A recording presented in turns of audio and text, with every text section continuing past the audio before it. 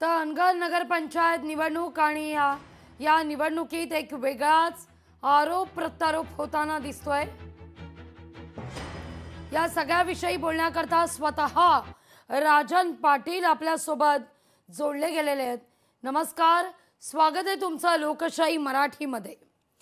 काही तासांपूर्वी माझा आवाज येतोय तुमच्यापर्यंत व्यवस्थित? हो येतोय। काही तासांपूर्वी उज्ज्वला थिटे आणि उमेश पाटील अर्थात राष्ट्रवादी काँग्रेसचे प्रवक्ते हे दोघे सुद्धा आपल्या सोबत चर्चेत सहभागी झालेले होते। ते दोघेही नेमकं काय काय म्हणाले ते मी तुम्हाला ऐकवणार आहेच, पण उज्ज्वला थिटे असं म्हणाल्या की एका वाद असा सुरू झाला, एका कार्यक्रमानिमित्तानं एका मिरवणुकीनिमित्तानं त्यांच्या मुलाला खांद्यावर घेण्यात आलं।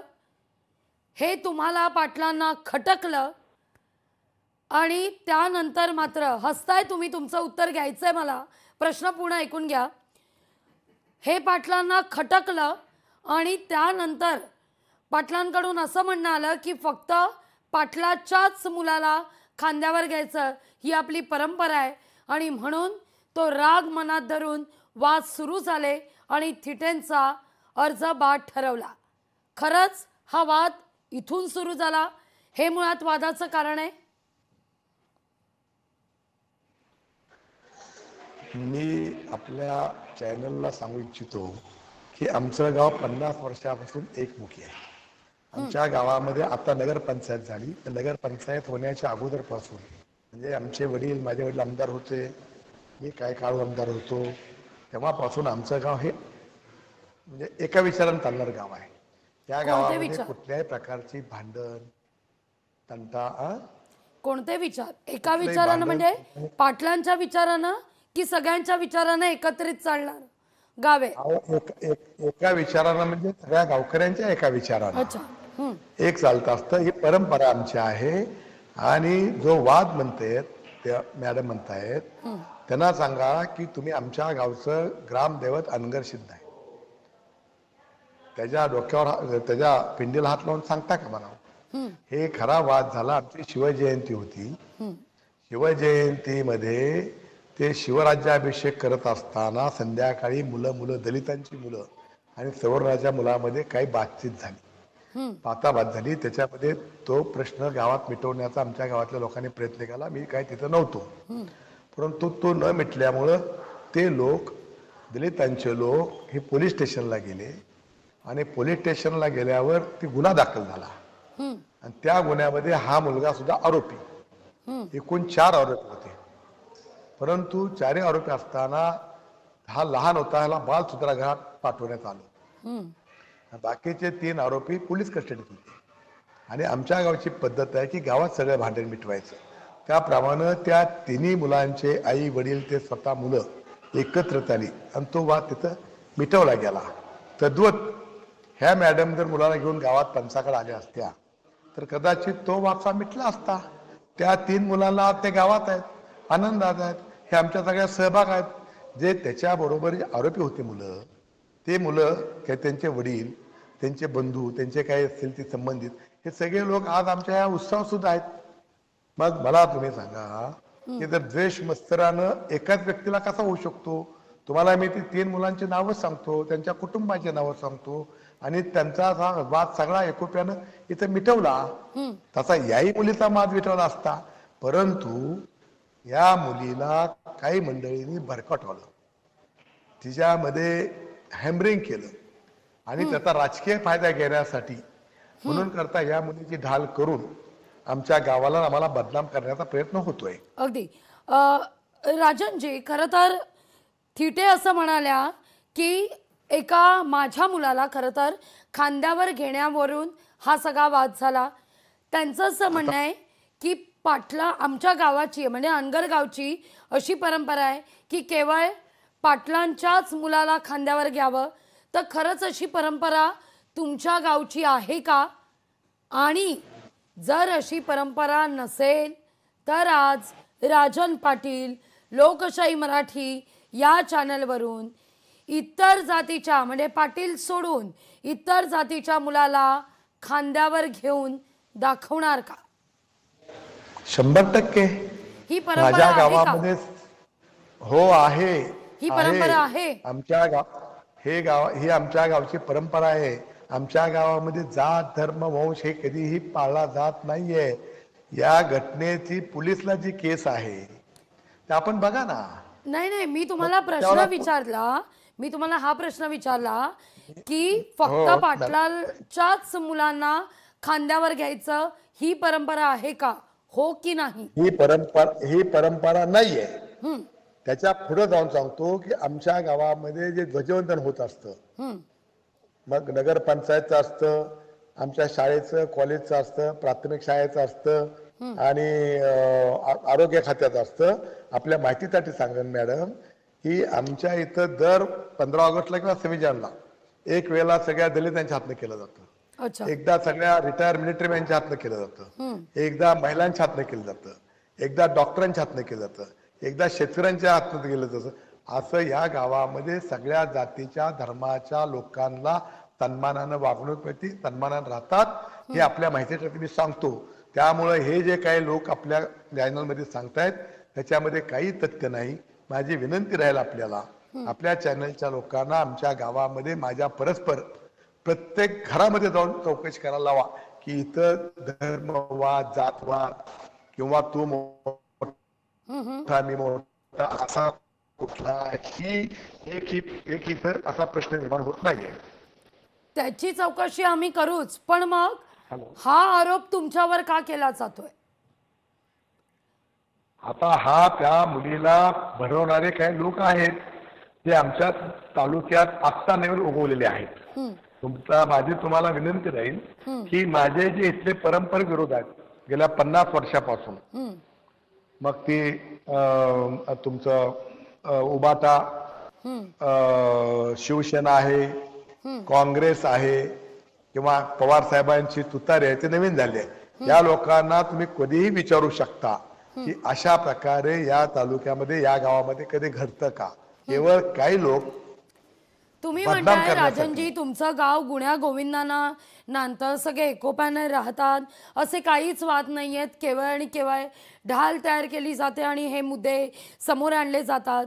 मग इतकं सगळं छान सगळं गुडी गुडी सुरू असताना तिथं उज्ज्वला थिटे यांना पोलीस प्रोटेक्शन मध्ये आपला उमेदवारी अर्ज का दाखल करावा लागतोय?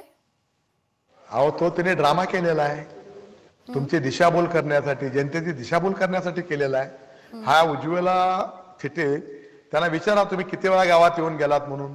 बिना बंदोबस्ताचे शेतात येतात, घराकडे येतात, त्यांच्या 2 गावाला शेती आहे तिथं जातात. आणि याही पुढे सांगतो की इलेक्शन जाहीर झालं त्या दिवशी एकट्या येऊन गावातून फिरून गेल्या का त्यांना स्मरून सांगा म्हणावं. केवळ हे मीडिया पुढे दाखवायसाठी, आमचं गाव बदनाम करण्यासाठी केलंय. त्यांना विचारा तुम्ही शेतात गेला का नाहीये. ते आता 2-3 वर्ष झाले येतच नाहीत गावात. त्यांना कोणी काय अडवलं का, कधी कोणी त्यांना काय कळलं का? केवळ आम्हाला बदनाम करण्यासाठी, आमच्या गावाला बदनाम करण्यासाठी पाठीमागून लोक काहीतरी त्या मुलीला शिकवतात आणि दुर्दैवाने आमची मुलगी ते त्याला बळी पडती. कोण पाठीशी घालतंय? तुम्ही तर म्हणताय कोणीतरी पाठीशी घालतंय आणि म्हणून हे सगळं होत आहे. राजनजी आता जे कोण त्यांना पाठिंबा देतंय, जे कोणी त्यांच्याबद्दल भयंकर कैवार आल्यासारखं बोलतायत, हीच लोक असू शकतात.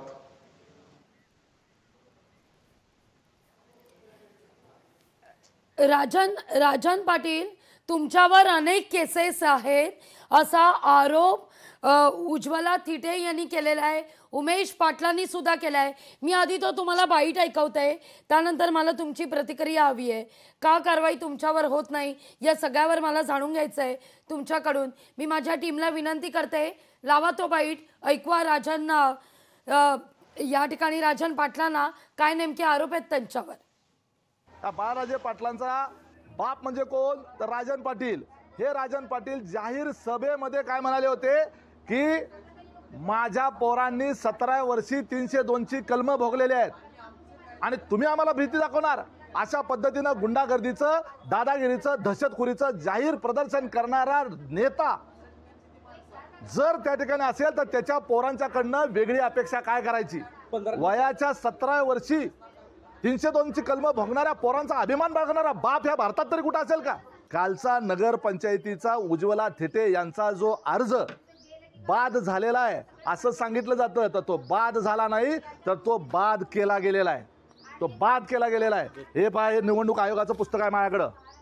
जर त्या अर्जामध्ये काही त्रुटी होती, आम्हाला माहित आहे की आम्ही सगळं वकिलाकडनं तपासलं. एवढंच काय, जिल्हाधिकाऱ्याकडनं आधी तपासून घेतलं, संबंधित रिटर्निंग ऑफिसरला आधी सबमिट करायच्या अगोदरच दाखवलं होतं यात काय त्रुटी आहे का तपासून बघितलं होतं, तहसीलदारांकडून तपासून घेतलेलं होतं, वकिलाकडून तपासून घेतलेलं होतं. त्यामुळे याच्यात कुठलीही त्रुटी नव्हती. द्या आता उत्तर द्या.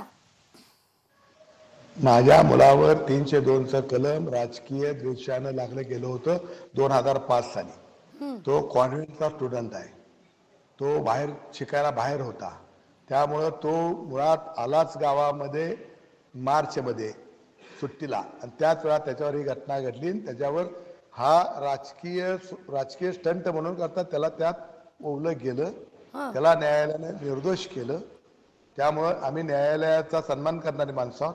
त्यामुळे एकदा न्यायालयाने निर्दोष केलं की तो ते विषय संपला. पण तुम्ही असं जाहीर सभेत म्हणालेलात की मला अभिमान आहे अशा मुलाचा, 17व्या वर्षी 302चं कलम त्याच्यावर लावलेलं आहे, मी घाबरत नाही. हे 395 खाली वगैरे यांचे बंधू वगैरे अडकलेले आहेत. कशाला सांगायला लागलेत? कोणा पेट्रोल चोरीचा पुन्हा कुणावर दाखल झालता म्हणावं. पुन्हा पुण्यामध्ये याच मंडळीवर अॅट्रॉसिटीचे गुन्हे दाखल आहेत. यांच्या बंधूवर, यांच्या सगळ्यांवर 420 वगैरे गुन्हे दाखल आहेत.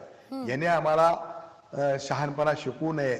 एकच आपण काय मला लक्षात आलं नाही आपला काय प्रश्न होता. माझा थेट प्रश्न असा होता की तुम्ही खरंच अशा जाहीर सभेत हे वक्तव्य केलं होतं का की 302चा गुन्हा दाखल होऊन सुद्धा आपण घाबरत नाही? मला आठवत नाहीये. तरी सुद्धा मी कदाचित म्हणलो असेल तर मी म्हणलो असेल की माझ्या राजकारणासाठी माझ्या मुलाला 17व्या वर्षामध्ये जेलमध्ये जावं लागलं आणि त्यानं तिथं जेलमध्ये 17 महिने राहावं लागलं. न्यायदेवतेनं निर्दोष सोडलं आणि म्हणून करता माझ्यासाठी माझ्या मुलाला जेलमध्ये जावं लागलं. आणि माझ्या मुलाचा मला अभिमान आहे की माझ्यासाठी त्याला जावं लागलं म्हणून असं कदाचित मी म्हणलो असेल. जाणं हा अभिमान वाटतोय तुम्हाला? जरी तुमच्यासाठी असेल तरी 17व्या वर्षी जेलमध्ये जाणं तुम्हाला अभिमानास्पद वाटतं? अहो, जेलमध्ये जाणं म्हणजे खोट्या केसेमध्ये वडिलांच्या राजकारणासाठी मुलाचा बैल बकळा करणं हे झालं. आणि माझ्यासाठी तो गेला आणि तिथं त्रास सहन केला म्हणून करता मला त्या मुलाचा अभिमान वाटला. म्हणलं जेलमध्ये जाण्याचं समर्थन कुठं करते? आणि आता न्यायालयाने निर्दोष सोडलंय त्याला आणि खाली सोडलंय. सेशन कोर्टामध्ये निर्दोष सोडलंय त्याला. त्या काळात त्याला झाले 20 वर्ष. तुम्ही अनगरमध्ये गुंडगिरी करतात, दादागिरी करतायत, सरंजामशाही पाटीलकी या ठिकाणी सुरू आहे असा शब्द या ठिकाणी वापरण्यात आला. मग तो थिटेंनी वापरला असू दे किंवा उमेश पाटील यांनी देखील आरोप केलेला आहे. हा, त्यांना सांगा तुम्ही या तालुक्यात राजकारण केव्हापासून सुरू केलं म्हणून विचारा. आणि राजकारणाची सुरुवात कुणापासून केली हे विचारा. हे तुम्ही पहिल्यांदा विचारा त्यांना. जे इथं 50 वर्षापासून राजकारण करतायत त्यांना जरा विचारा ना तुम्ही. आमचे गुंडगिरी आहे का, दादागिरी आहे का, काय आहे का? केवळ ग्लोबल नीती करायची आणि लोकांचे मत परिवर्तन करण्याचा एक राजकीय स्टंट म्हणून हे करतायत. हे आलेत 5 वर्षापूर्वी मी तिकीट दिलं म्हणून करता राष्ट्रवादीत या गाव तालुक्यातच. आणि त्यांच्या गावचा इतिहास त्यांचा पूर्वीचा सांगू का तुम्हाला? मी तुमचं मत मांडण्याकरताच आम्ही तुम्हाला घेतलंय. मी असं काय आपल्यात नाहीत लोक त्यांच्याबद्दल किंवा आपल्यापेक्षा मोठ्या लोकांबद्दल, वयानं मोठ्या लोकांबद्दल माझी बोलायची संस्कृती नाहीये. परंतु काय असंस्कृत माणसं बोलत असतील तर मला त्याला उत्तर द्यावं लागेल. ही जी राजन पाटील, राजन पाटील तुम्ही म्हणताय की ही माझी संस्कृती नाही मोठ्या लोकांना बोलण्याची वगैरे, पण अशा व्यक्तीचा मुलगा मात्र थेट अजितदादांना म्हणतोय नाद करायचा नाही. मग ही कुठली संस्कृती? अहो, मी त्याच्याबद्दल उल्लेख केला की भावनेच्या भरात त्यानं बोला, त्याने दिलगिरी व्यक्त केली, मी ही दिलगिरी व्यक्त केली. भावनेच्या भरात एखादं काय चूक झाली याचा अर्थ ते हेतू पुरस्कार केले असं समजू नये अशी माझी विनंती राहील. पण आपण लोकप्रतिनिधीचा मुलगा आहोत. भावनेला आवर घालणं हे आपल्या हातात असतं. लोक आपल्याकडे आशेनं पाहत असतात. हो, हो. सर्वसामान्य आता आहे की मुलांसारखी आपण मुलं नाहीत याची जाणीव तुम्ही तुमच्या मुलांना करून दिली नव्हती? काम करत असताना काय चुकत असतात मुलं, याचा अर्थ ते हेतुपुरस्कर चुकतात किंवा द्वेषी मत्सरान चुकतात असं आपण समजायचं नसतं. काही गोष्टी आपण समजून घ्यायच्या असतात. राजन एकदा पाटील, दिलगिरी व्यक्त केली एक तुमच्या की विषय उत्तरात संपला. ना फार गंमत आहे. तुम्ही म्हणताय की 17 वर्षाचा असताना 302 वडिलांकरता म्हणून गुन्हा घेतला आणि मुलगा जेलमध्ये गेला, मला याचा अभिमान आहे. अजित पवार यांना चॅलेंज केलं जातं, म्हणजे अहो, वडिलांसाठी अहो, गेला त्यानं- जेलमध्ये, याचा मला अभिमान आहे. त्याचा नाही अभिमान हो, त्यानं वडिलांसाठी माझ्यासाठी केला त्रास म्हणून सहन मला केला. अभिमान आहे. मला त्यानं- कळलं अहो, तुम्हाला त्यानं नेमकं माझ्या- काय म्हणायचंय. अजित पवार, माझ्यासाठी त्यानं नाहक श्रम केला म्हणून म्हणतोय मी. अगदी अगदी अजित पवार याला चॅलेंज दिलं, नाद करायचा नाही, मुलगा लहान आहे, असं वागू शकतो भावनेच्या भरात. तुमचा मुलगा इतक्या 2-3 वेळा चुकतो, भावनेच्या भरात चूक होते, अशा वेळी तुम्हाला मात्र नाही. तुमच्यावर मॅडम, एक व्यक्ती नाही, 2-3 वेळा कुठं, 2-3 वेळा कुठं, 2 वेळा 307चा घटना कलम घडली. अहो 302चा कलम मी त्यानं केलेलंच नाहीये. 17 वर्षे का तो कॉन्व्हेंट स्कूलला बाहेर शिकायला होता, त्यामुळे बाहेर असला करून येतो का तो मुलगा. त्याला गुन्हा इथं तर दाखल झाला. आल्यानंतर ऐका, मी सेशन मध्ये होतो, इथं तो प्रकार घडला मोहोळ शहरामध्ये, मोहोळच्या लोकांमध्ये, आमच्या पार्टीत आणि त्यांच्या पार्टीमध्ये, आणि मी अधिवेशनात होतो म्हणून आमच्या मुलाला त्यांनी आरोपी केलं. मी कदाचित इथं असतो तर मीच आरोपी त्यात झालो असतो. हा राजकीय फायद्यासाठी त्यांनी ते केलं होतं. पण त्याच्यानंतर तुम्हाला माहित सांगतो, मी त्याच्यानंतर सुद्धा 4 वेळा आमदार झालेलो आहे. तरी जनतेनं तिथं तो गुन्हा हा आम्ही केला नाही सिद्ध होतं त्याच्यावर. 2005 ला हा प्रकार घडला, 2009 नंतर माझा आमदार आहे, 2014 माझा आमदार आहे, 2019 माझा आमदार आहे. याचा अर्थ जर आम्ही गुन्हेगारी असतो तर लोकांनी आम्हाला पुणे इतके वर्ष स्वीकारलं असतं का. आणि आज ही तेव्हापासून आतापर्यंत सगळ्या संस्था नेमका हाच मुद्दा जेव्हा आम्ही उमेश पाटील, नेमका हाच मुद्दा उमेश पाटील आणि उज्ज्वला थिटे यांना विचारला, तेव्हा त्यांचं असं म्हणणं आहे की दहशत आहे आणि म्हणून याच्यातून हे सगळे प्रकार घडतायत. तुम्ही म्हणताय की चुकून तो गुन्हा दाखल झाला, खटला चालला आणि त्यानंतर तुमच्या मुलाची निर्दोष मुक्तता झाली, कोणावरही गुन्हा दाखल झाला नाही, कोणीही या प्रकरणी आरोपी ठरला नाही, सगळे सुटले. हो, सगळे सुटले, सगळे सुटले. खोटेच आरोपी होते. ते गुन्हा घडला होता वेगळा, हे केलं त्याच्या विरोधात. मी माझ्या प्रतिस्पर्ध्याविरोधात माझा आमदारकीला उभा असणारा माणूस होता, त्यामुळे त्या लोकांनी केला. ते पक्षांतर्गत की पक्षाच्या विरोधात? सॉरी, प्रतिस्पर्धी पक्षातील माझ्या की पक्षाच्या नाही, विरोधात? पक्षाच्या त्यावेळेला हे लोक नव्हते, हे जन्मले नव्हते त्यावेळेला लोक राजकारणामध्ये. असं हे त्यावेळेला जे किती तुमच्या काळ, बाईटवर म्हणजे येतात. साधारणतः किती काळ आधी, जेव्हा तुमचा मुलगा 17 वर्षाचा होता आणि उमेश पाटलांचा जन्म राजकारणात झाला नव्हता? राजकारणाचा जन्म नक्कीच नव्हता झालेला. ते पुण्यात राहतात, तो इथं राहत नाहीत, ते पुण्यात होते. ते त्यांचा काय, त्यांना सांगा आमच्या तालुक्यात राजकारणात येऊन किती दिवस झालं त्यांना. मी आणलं त्यांना 19ला, 18ला जिल्हा परिषदला मी उभा केलं. आणि आज आता इतकं सगळं करण्यापेक्षा आता उद्या जिल्हा परिषदेच्या निवडणूक आहेत, पंचायत समितीच्या निवडणूक आहेत, तेव्हा आपण जनतेच्या दरबारात जाऊ ना.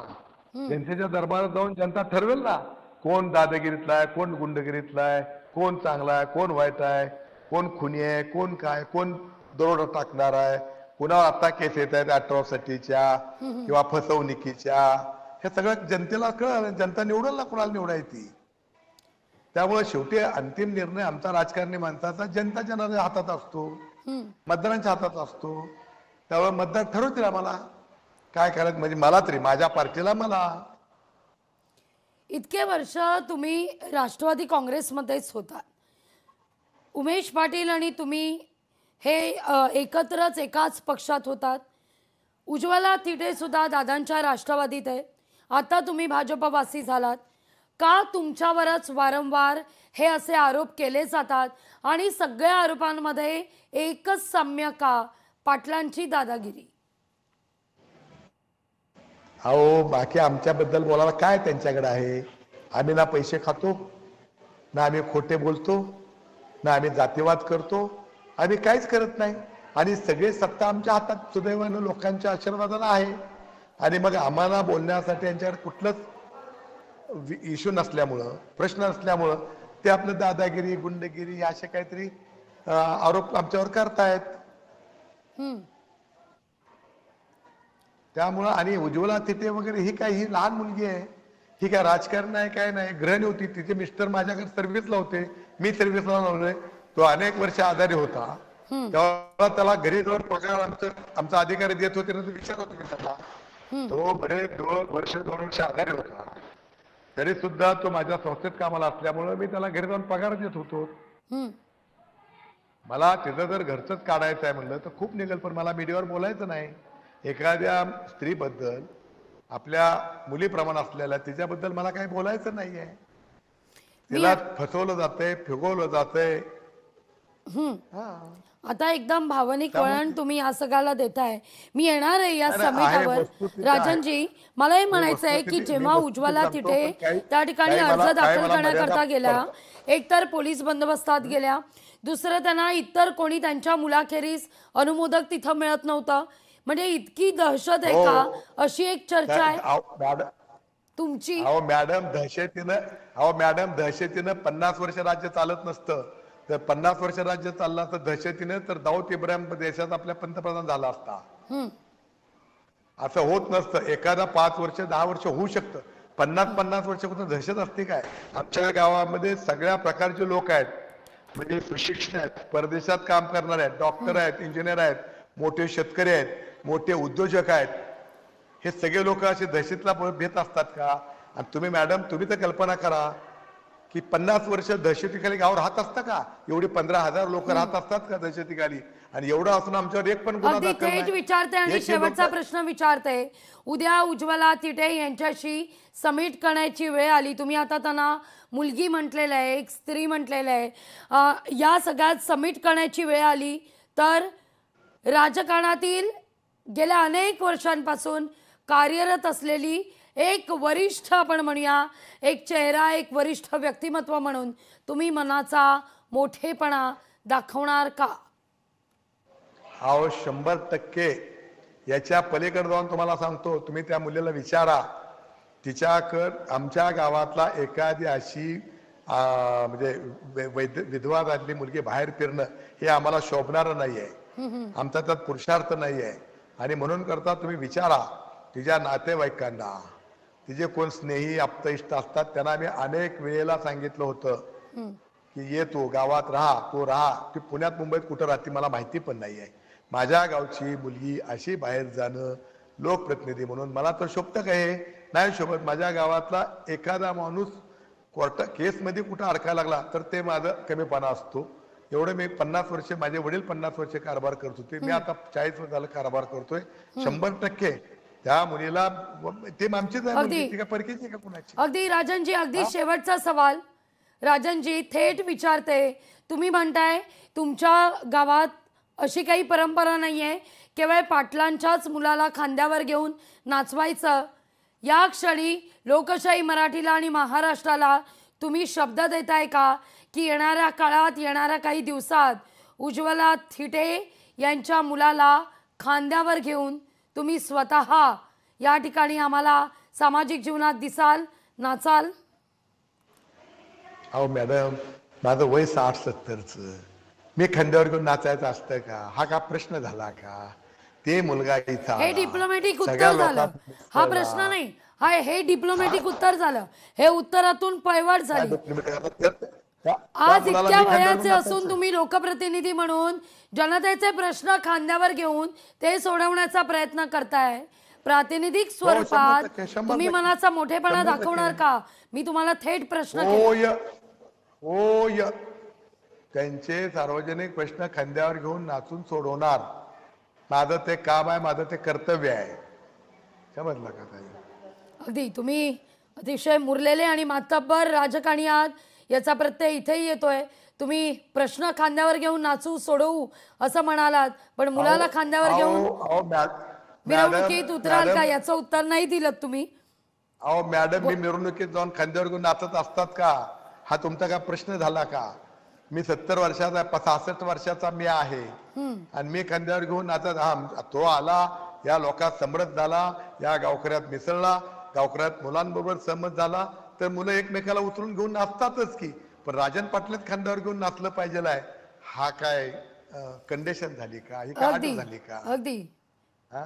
अगदी लोकप्रतिनिधी म्हणून अगदी मुरलेले लोकप्रतिनिधी म्हणून उत्तर अगदी छान डिप्लोमॅटिक तुम्ही दिलेलं आहे. पण तुर्तास धन्यवाद. तुम्हीही हसताय, तुम्हालाही कळलंय तुम्हाला काय म्हणायचं आणि महाराष्ट्रालाही कळलेलं आहे तुम्हाला नेमकं काय पोचवायचंय. धन्यवाद आमच्या चर्चेत सहभागी झालात त्याबद्दल. लोकशाही मराठी ऐका, पहा, जागरूक रहा.